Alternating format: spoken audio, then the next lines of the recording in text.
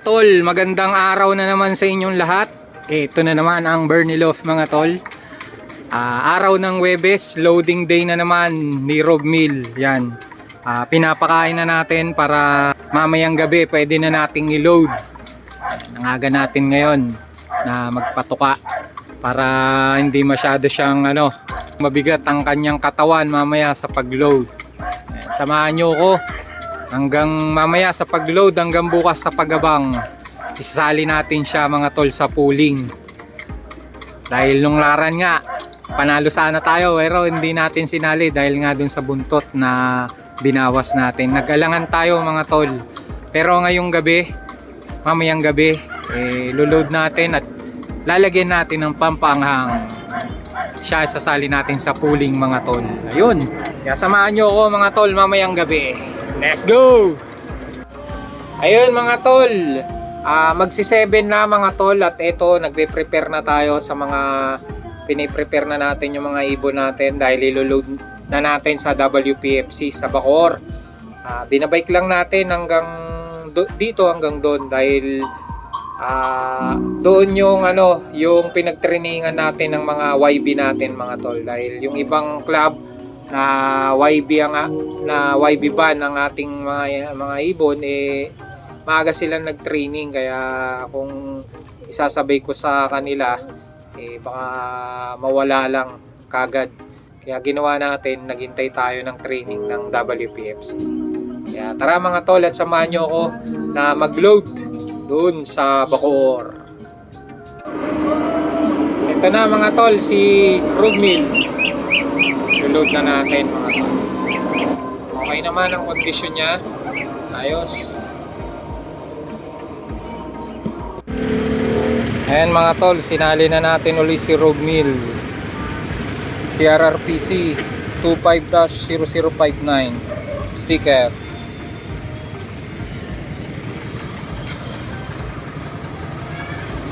Saan siya? Yun, nasa dulo mga tol.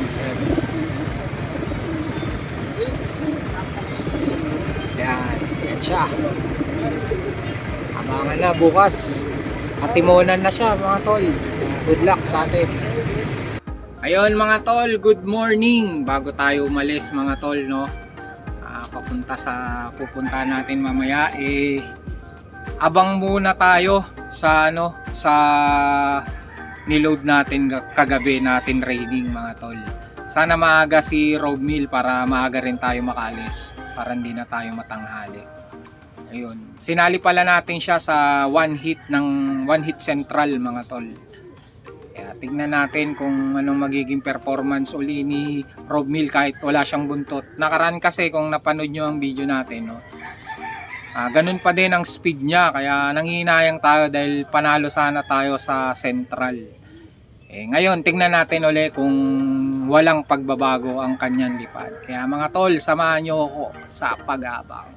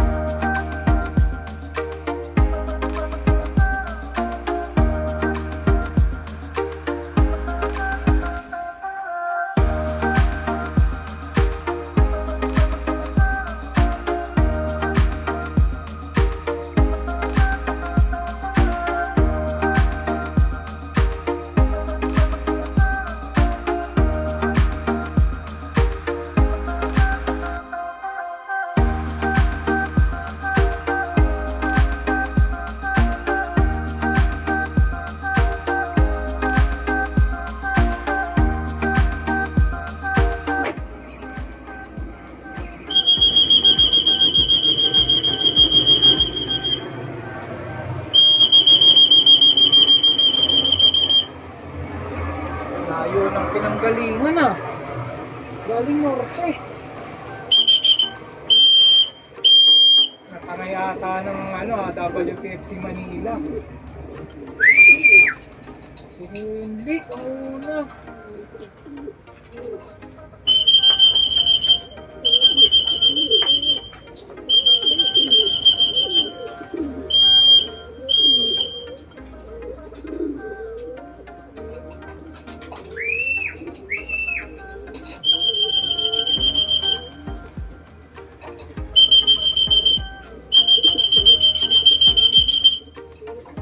Una naman ngayon yung pinuling natin nung nakaraan. Hanip.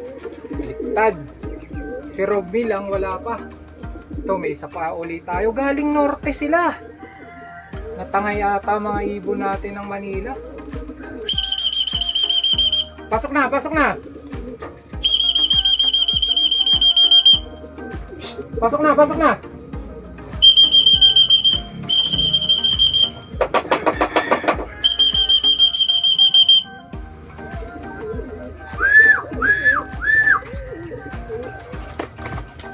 Na.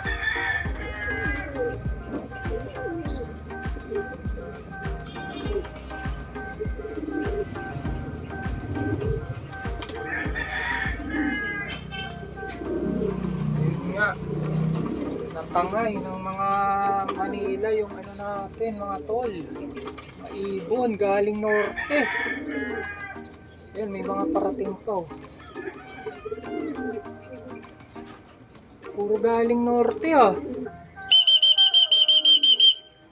Mga lumalabas sa atin ngayon galing norte. Umikot sila dahil pangit nga ang panahon dito sa kanang bahagi natin. Mali ang sali natin. Sinali natin yung isa. Si Rogmil naman ang ano, wala. Ito na. Diba galing norte sila mga tol. Hanip. Dala nga ng mga nasa Manila ang ibon natin. Pasok na, pasok! Please! Ang kulit kasi nung isang ano natin, pang summer natin eh oh. Ayaw pumasok kanina eh. Hindi siya kakain ngayong araw. Para madala. Ayan oh. Naghahatak pa siya ng ano eh.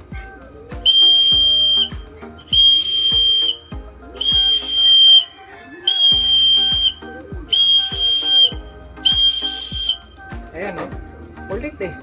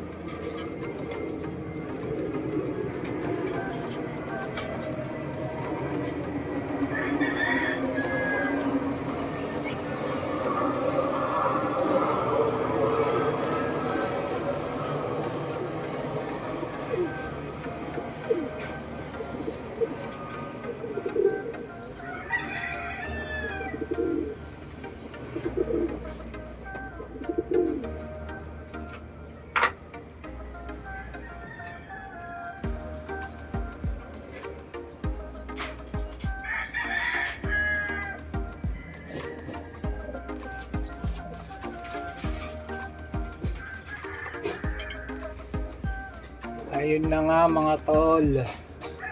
Puro norte galing ang mga ibon.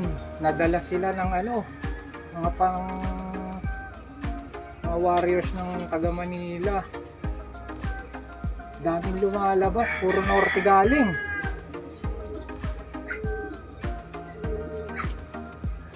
Doon tayo nadali.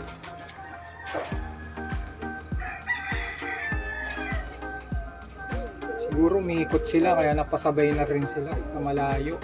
Layo eh. Ay nako. Nasama pa ang ano natin, pooling natin. Sayang naman itong isa. Siya naman ang una ngayon. Di bali testing lang naman mga ko. Talagang ganun sa pooling. Di mo alam sino mauna.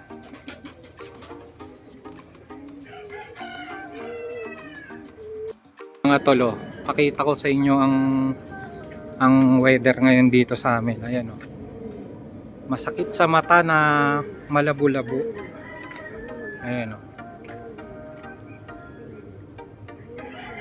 Kaya nahirapan siguro ang ibon natin. Ayan oh. Masakit sa mata siya na ayan oh.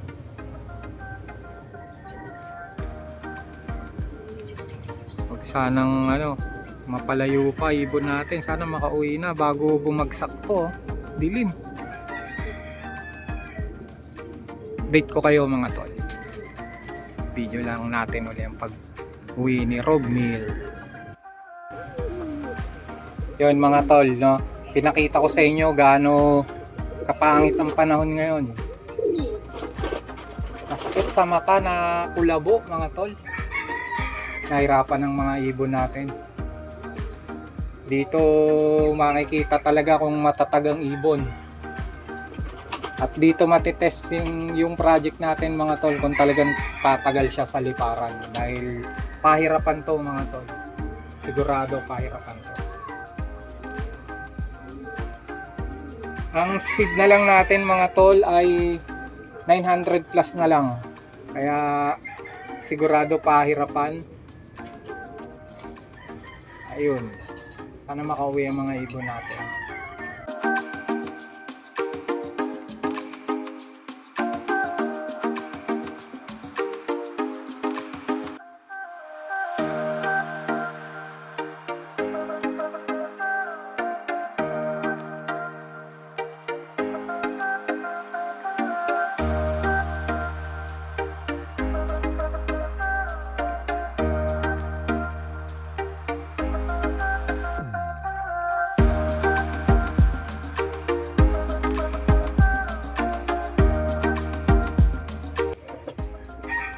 Yun mga tol, sasaksiyan nyo ang pahirapang pawian mga tol. Pero at least nararamdaman na nilang kanilang susungin sa mga darating pang mga lap. Kaya antay tayo mga tol, buwi yung mga yun. Nahirapan lang siguro.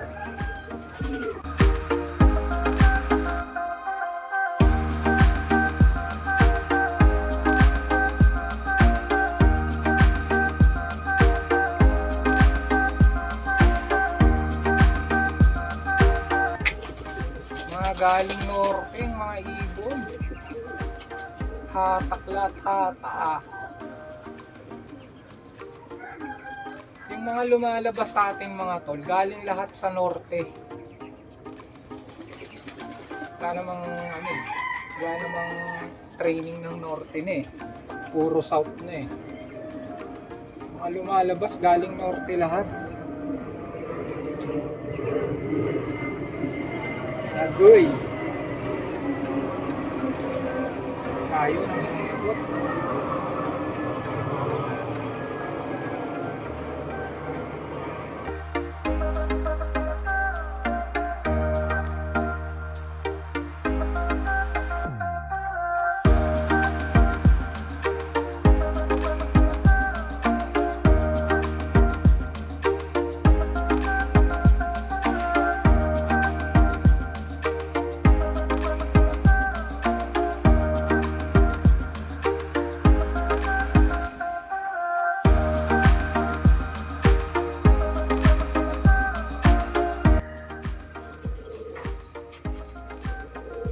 Nag-training pala tayo mga tol no ng 9 na ibon.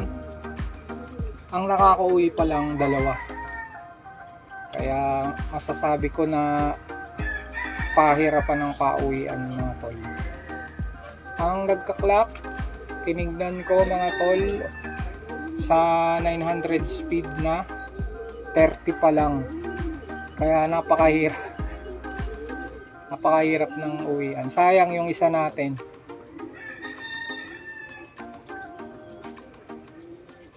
1,000 ang speed sana. Papasok din sana sa top 10 siguro. Hindi lang natin sinali dahil pinili natin sinali ngayon si Rob Mill. Siya naman ang wala. Nagkabaliktad mga tol. Ayun, galing sa norte mga tol. Hindi siguro makita dyan sa video pero kitang kita dito sa naglalabasan sa norte. Yung pala mga tol yan, yung kung nakikita nyo dyan, yan, norte yan mga tol. Dyan bumubutas ang mga ibon ko pag sa norte ang pauwian. Ang south kasi dito sa likod mga tol, kaso ang likod ko nga yung mangga, hindi natin maano dahil ito ang pinakaharapan ng loft ko. Yan. Kaya dyan tayo nakaharap. Kasi kung ang mga ibon naman pagka bumuelo papuntang nanggaling sa south, umiikot mga tol, umiikot. Kaya kitang kita rin ang pagdating. Kaya sa ngayon, nang nakikita kong pinanggagalingan ng mga halos ng lahat ng ibon dito mga tol, dyan sa harap na yan, dito sa magkabila dumadaan. Kaya siguro nahatak ng mga ibon ng Manila ang ibon ng Cavite, Laguna. Swerte na lang ang kumalas. Yung nag-clock siguro na una kumalas yun. Yung ating siguro yung ibang ibon natin na mga YB nahatak palayo. Yung dalawa natin na nandito na norte din galing kaya ibig sabihin nahatak na sila pa Manila bago siguro nakaikot, naghatid pa mga tol, no? Sana makauwi na bago bumuhos yung kaninang madilim. Ang dilim nun. Ngayon medyo lumiliwanag na mga tol. Lumiliwanag na. Sana makauwi na mga ibon na para makapag-chill na sila. At makaalis na din ako dahil anong oras na.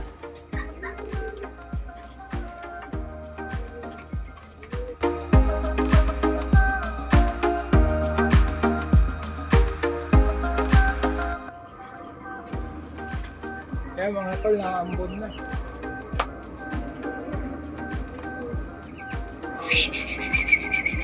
Bigyan pa natin ng mga 5 minutes. Baka mabidyoan ng pag-uwi ni Romil. Dahil kung wala, aalis na ako mga tol at may lakad pa tayo. Baka malate tayo.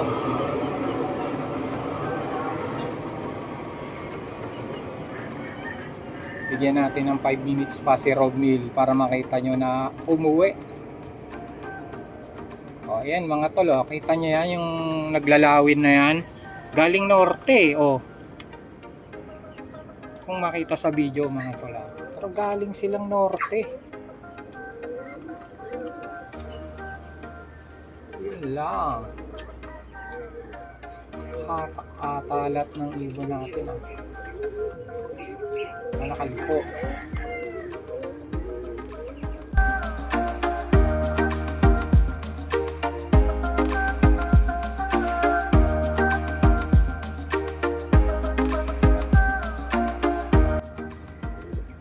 Yan o, isa po, galing norte din.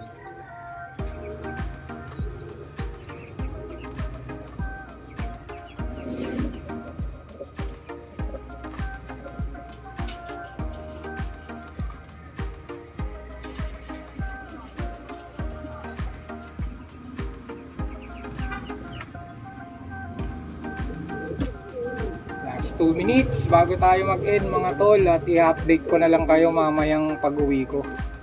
Kung nakauwi ang ating bida mga tol, dahil malilate na tayo.